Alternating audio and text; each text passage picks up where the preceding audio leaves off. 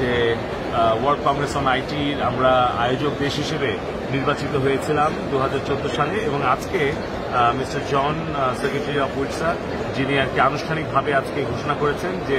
আগামী 2021 সালে যখন ডিজিটাল বাংলাদেশের ভিশনটি পূরণ হবে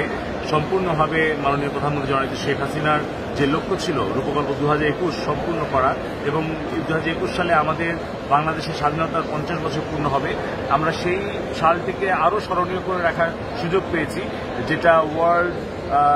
কংগ্রেস অন আইটি যেটা WCIT নামে পরিচিত বিশ্বের আইটি জগতে অলিম্পিক হিসেবে খ্যাত বিশ্বের 90% আইটি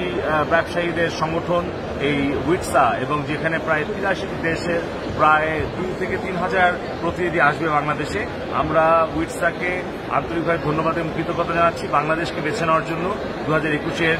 WCIT হোস্ট কান্ট্রি হিসেবে এবং আমরা আশা করছি যে বিশ্বের 25তম যে কংগ্রেস বাংলাদেশ আয়োজন হিসেবে আয়োজন করবে সেটি একটি ঐতিহাসিক